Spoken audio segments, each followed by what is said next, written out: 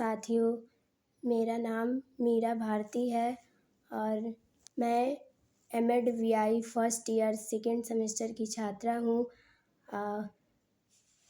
Paper code MCP 203 और paper name समावेशित शिक्षा। और आज का हमारा टॉपिक है adaptation accommodation for sensory impairment. आज इस पर हम लोग अध्ययन करेंगे। हमारी इंद्रियां क्या होती हैं? हमारी इंद्रियां एवं दुनिया की हम अपने दुनिया को दृष्टि के माध्यम से देखते हैं और श्रवण के माध्यम से सुनते हैं, नाक के माध्यम से सूंघते हैं, सुनकर चख कर हम आगे की दुनिया का अनुभव करते हैं। सेंसरी इम्पेयरमेंट इसे कहते हैं।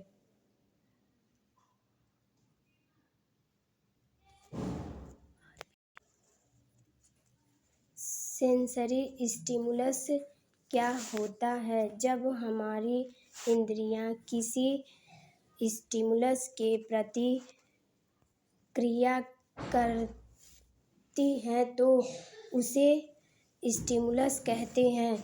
जब किसी एक उद्दीपन के प्रति कुछ देर तक या धीरे धीरे उसके प्रति ध्यान देना कम हो जाता है तो यह हमें नए बदलते इनपुट पर फोकस करने में सहायता करता है।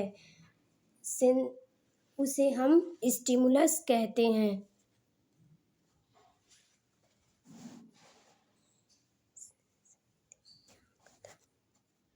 विकलांगता क्या होती है? संवेदी विकलांगता वह विकलांगता होती है जिससे किसी भी प्रकार की एक क्षति होती है, जैसे श्रवण बाधित, दृष्टि बाधित या बहुदिव्यांगता।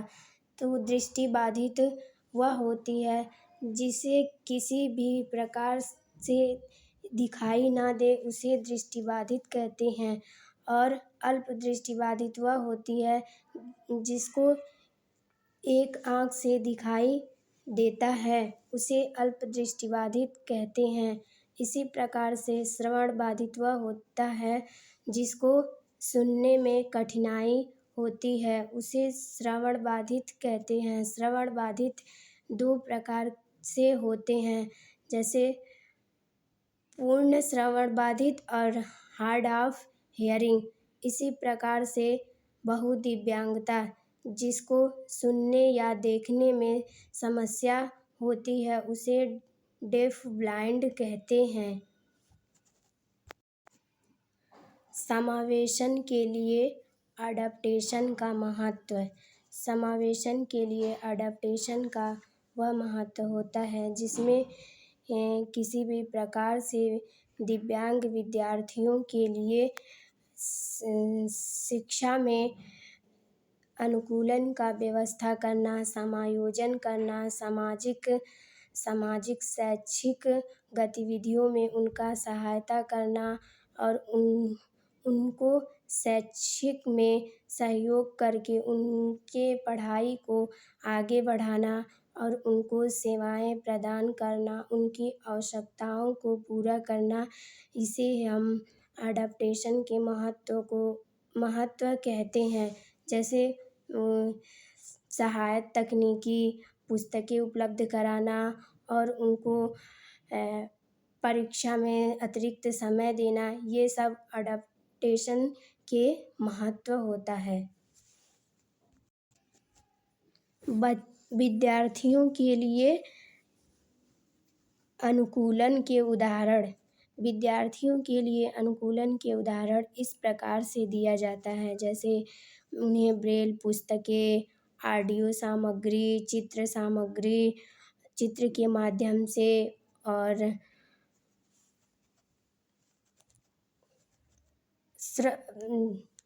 अतिरिक्त समय के माध्यम से वो अपने पढ़ाई को आगे बढ़ा सके और अपने पढ़ाई को पूरा कर सके। और उनको ऑडियो उपलब्ध कराना और सांकेतिक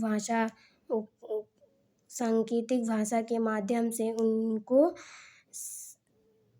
शैक्षिक उदाहरण देना। पर्यावरण बदलाव में हम इस प्रकार से कर सकते हैं, जैसे जो विशेष प्रकार के दिव्यांग विद्यार्थी हैं, जैसे जिनको चलने में समस्या होती है, उनके लिए रैंप की व्यवस्था करना या विशेष कुर्सियाँ देना और उनको लिफ्ट, रैंप आदि और सीढ़ी नुमा आदि की व्यवस्था करना। सहायक तकनीकी प्रदान करना, उनको सहायक तकनीकी के माध्यम से एक स्थान से दूसरे स्थान तक आसानी से जा सके। और साइन बोर्ड बनाना, हियरिंग एड्स देना आदि सहायता दी जाती है। और भी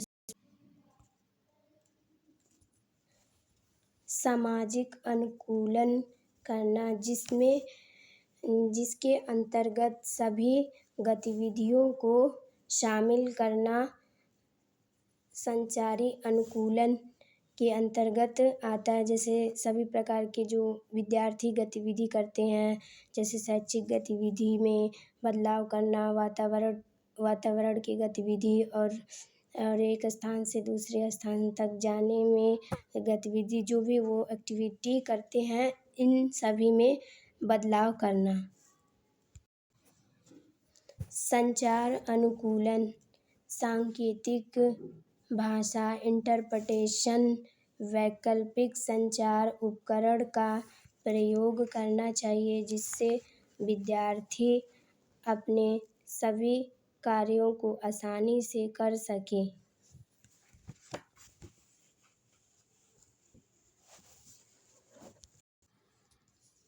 अनुकूलन क्या होता है? अनुकूलन वह होता है जिसमें सभी प्रकार के विद्यार्थियों के लिए सहायता प्रदान करना, ताकि विद्यार्थी उसी पाठ्यक्रम को समझ सके और अपने पाठ्यक्रम को बेहतर कर सके और उनके लिए पाठ्य सामग्री उपलब्ध कराना और उनको अतिरिक्त परीक्षा में समय देना।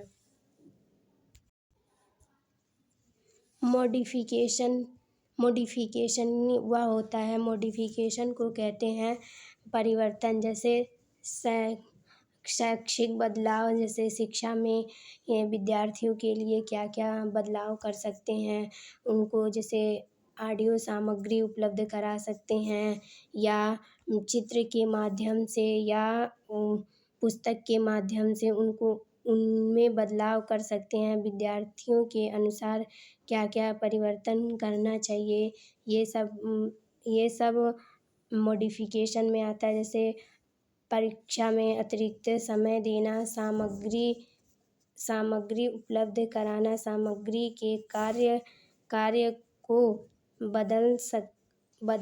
बदलने में, ताकि विद्यार्थी आसानी से सीख सके।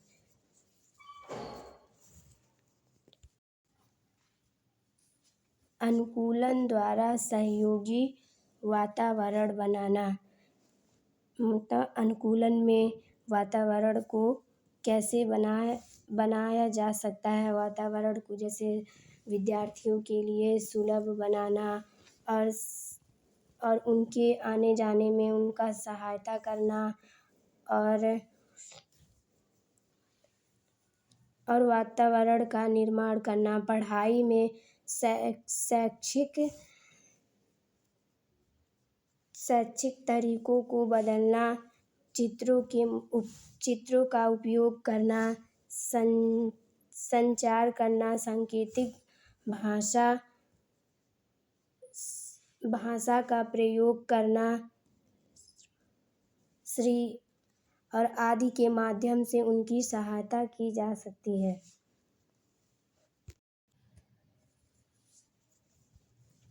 अगली हेडिंग है पर्यावरणीय। पर्यावरणीय में है रैंप, लिफ्ट, योग्य फर्नीचर के माध्यम से विद्यार्थी अपने पर्यावरण को सुरक्षित कर सकते हैं।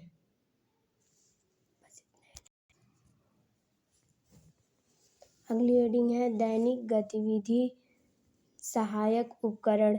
विद्यार्थी अपने सहायक उपकरण के माध्यम से अपने कार्य को आसानी से कर सकते हैं। जैसे सहायक उपकरण हो गया दैनिक गतिविधियों के लिए, जैसे स्टिक हो गया या हेयरिंग मशीन हो गया, एड्स हो गया आदि के माध्यम से अपने दैनिक गतिविधियों को बेहतर कर सकते हैं। भावनात्मक समर्थन। इसमें भावनात्मक रूप से विद्यार्थियों का जैसे समर्थन किया जाता है और उनका सहयोग किया जाता है। सामूहिक गतिविधियाँ। इसमें सामूहिक रूप से जो सभी प्रकार के कार्य को किया जाता है उनको सहायता देते हैं और वो अपने गतिविधियों को बेहतर कर सकते हैं। तकनीकी सहायता। तकनीकी सहायता में विशेष प्रकार के जैसे विद्यार्थियों के लिए तकनीकी सहायता देकर के उनको शैक्षिक को आसान बनाना एवं डिवाइस उपलब्ध कराना और कंप्यूटर, लैपटॉप आदि तकनीकी के माध्यम से शिक्षा को बेहतर बनाना।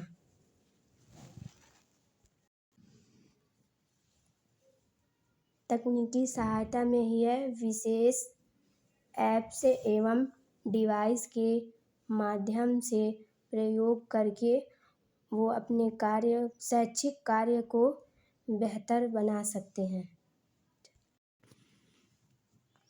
पाठ्यक्रम में संशोधन।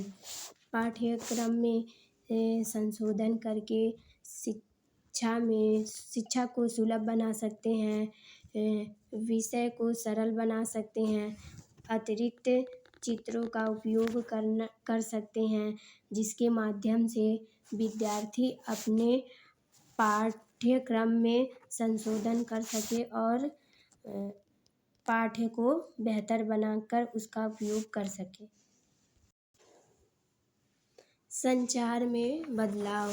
संचार में हम किस प्रकार से बदलाव कर सकते हैं। साइन लैंग्वेज का प्रयोग कर सकते हैं और चित्र के माध्यम से संवाद कर सकते हैं। जो श्रवण विद्यार्थी होते हैं वो सांकेतिक भाषा और चित्र और वीडियो के माध्यम से अपने बात को एक दूसरे से आसानी से कर सकते हैं और वो संवाद कर सकते हैं।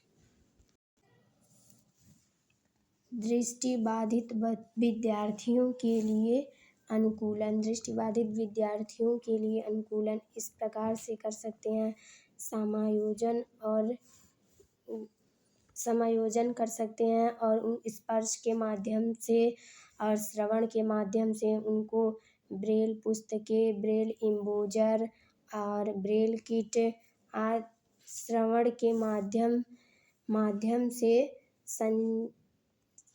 के माध्यम से सुन सकते हैं और वो अपने अनुकूलन में परिवर्तन कर सकते हैं।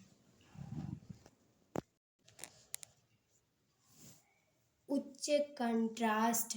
उच्च कंट्रास्ट में विद्यार्थियों के लिए उच्च कंट्रास्ट का प्रयोग करना, बड़ा प्रिंट वाले पुस्तक का प्रयोग करना और सामग्री उचित प्रकाश की व्यवस्था करना आदि आवश्यकता होती है। फिर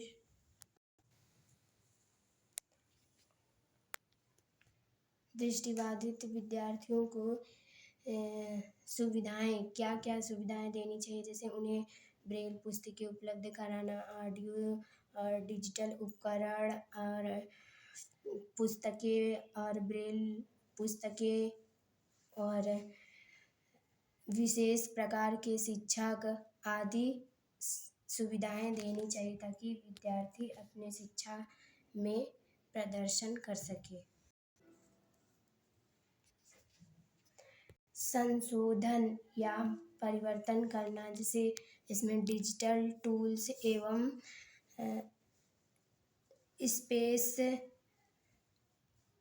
स्पेशल सॉफ्टवेयर का प्रयोग कर सकते हैं।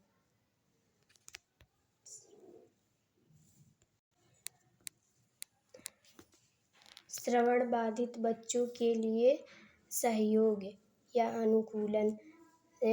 श्रवण बाधित बच्चों के लिए सहयोग करना, जैसे कक्षा में बैठने की सुविधा, लिप रीडिंग, संचार, सांकेतिक भाषा का उपयोग करना, अतिरिक्त बैठने की व्यवस्था होनी चाहिए ताकि बच्चे अपने शिक्षा को अधिक सुलभ बना सके और उसमें उसका प्रयोग कर सके। संचार, सांकेतिक भाषा और स्कैनिंग और स्पष्ट उच्चारण करना चाहिए ताकि श्रवण बाधित विद्यार्थी पढ़ाए गए चीज़ों को आसानी से समझ सके और उनका सही ढंग से उपयोग कर सके। पाठ्यक्रम में संशोधन करना चाहिए और श्रवण बाधित विद्यार्थियों के लिए जो दृश्य सामग्री उपलब्ध कराना चाहिए, जैसे उन्हें पुस्तकें उपलब्ध कराना चाहिए और चित्रों के माध्यम से, वीडियो के माध्यम से वो अपने शिक्षा को ग्रहण कर सके। अब अगली हेडिंग है तकनीकी सहायता। श्रवण बाधित बच्चों के लिए क्या क्या तकनीकी सहायता होनी चाहिए। हियरिंग एड्स और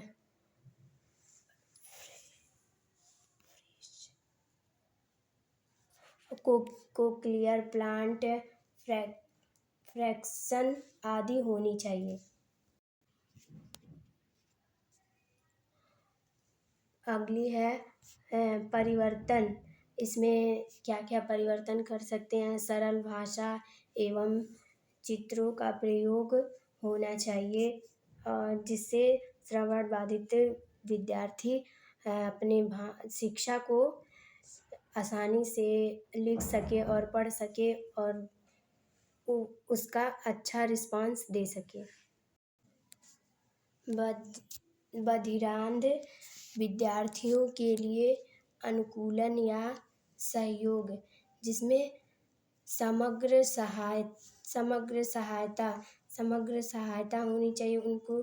फिर इसमें सुविधाएं, परीक्षा और पढ़ाई के विषय में परिवर्तन किया जाना चाहिए।